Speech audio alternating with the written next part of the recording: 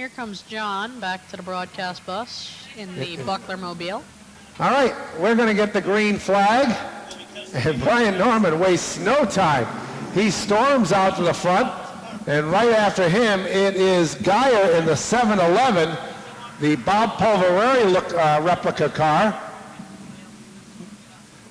And in third, it is Lavangi in the 00. So everybody content to run single file for now. You can jump in whenever you want. So do you feel confident with these guys? I don't know, Dave. I'll try. I'm used to only doing my bandos, and they killed my bandos.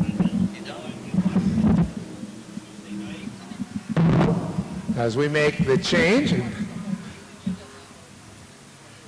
and Norman, the leader of the band, getting a challenge, Geyer by Lavangi, as Lavangi goes up high, tries to close in down the backstretch, and Brian Norman took off like a shot from the drop of the green flag and has a 5-car advantage over the start-finish line production 711 of Geyer. Yeah, I was telling Gunny, that thing sounds like a big block under the hood. That machine is absolutely rocking. Little trouble up front here for the X6. That's the former Stefanik machine. That look-alike car, and as he chugs along down low of turn number 1 and 2. So we'll see if he's able to make it back to the access road, and we'll look to stay under green.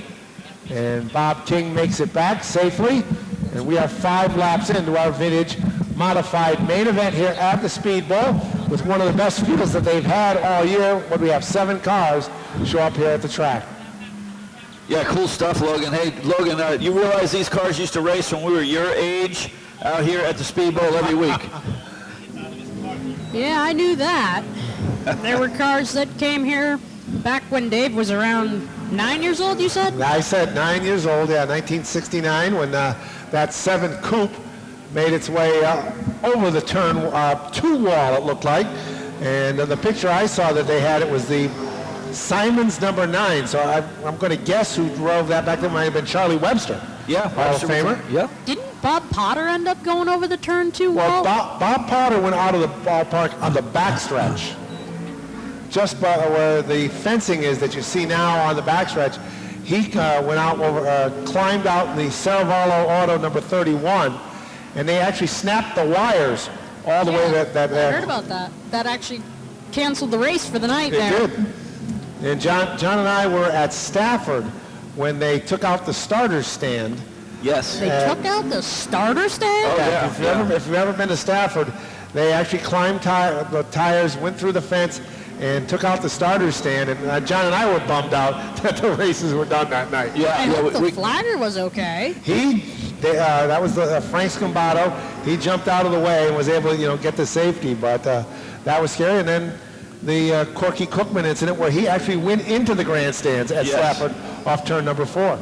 Yeah, there's been some horrific accidents, that's for sure. But I'll tell you what, right now, Brian Norman, class of the field. He's got Bud Lavangi, though, Dave, chasing him down with that 00 car. You mentioned some of the drivers behind the wheel of that car. One of them was Steve Park.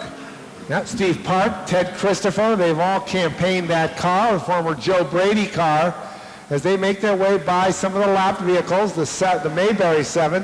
Next up on the hit list is the 7 Coupe, and Lavangi has closed in to within striking distance. That was a little hairy coming off the corner, that maybe they might have got collected Lavangi on the back bumper of Norman as they rocket their way down into turn number 3. Yeah, Mike Kugler almost had the 09 in his rear bumper there. That was very close. But hey, I tell you what, that 00 car, he is moving in on the 09. Well, we've said Lavangi likes to play possum and charge in the late stages of this race. Brian Norman has his hands full. Lavangi reels him in off the turn, comes back to the line, but Norman, from the drop of the green flag, has been your leader. 7-11 currently running in 3rd spot. Good run for him. That's Jason Geyer behind the wheel. So Geyer in the start-finish production, 7-11, which is the Bob Pulvereri look-alike car. I don't remember Bob running too much here at the Speed Bowl. Stafford, Riverside Park was his calling grounds, and he won the last race ever in Riverside Park history back in 1999. Yeah, I believe it was a 100-lapper for the NASCAR Modifieds. Yes, as they campaign full-blown tour modifieds at Riverside right up until the end. And we'll look to see where our leaders are, and here they come off turn number 4. So Brian Norman, leader of the band, Levangie trying to reel him in, and we are going to be down to 5 laps to go next time through. Brian Norman has led the opening 20, and he is going to look to close it out in the final 5. And once again, they close in on Kugler, the number 7 coupe, who they pulled that car out of the woods and have spent the last 3 years refurbishing it. They bounced their way back to the line with 4 to go. So if Levangie's going to pull something off, he's going to have to do it very quickly. Goes up the track, tries to get some bite on the outside. Is this the run he needs going into turn number 3? Norman has enough to hold him off, and we'll be down to 3 laps to go. Then it's the 7-11, the 8 of Jake's, and the other 7, the Mayberry-sponsored Pinto, as they get the popsicle sticks.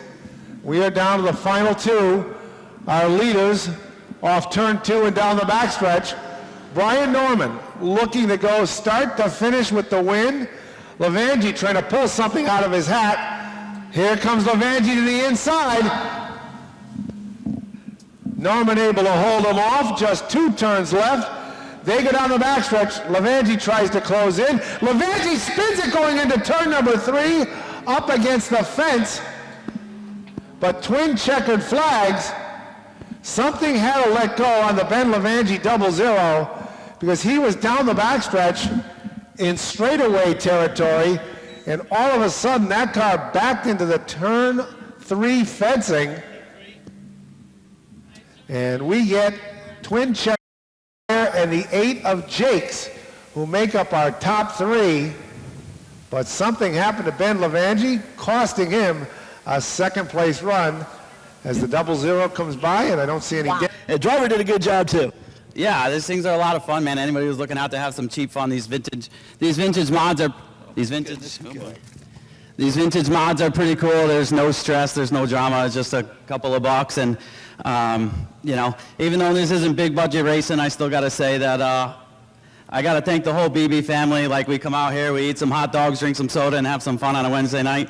And it doesn't hurt to put one of these old throwback cars in victory lane for the boss. Yeah, man, this is really cool looking. I don't even know what year Mustang this is, but it's really a sweet looking ride.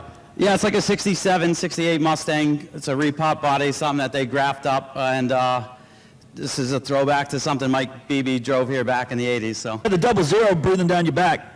yeah, it's always fun racing with these guys. Like, I haven't been out here in a couple of years, so it feels good to be able to win again. Ben probably had a little bit better of a car, and I just kind of held my line and just kind of kept him behind me. It's just for funs, you know?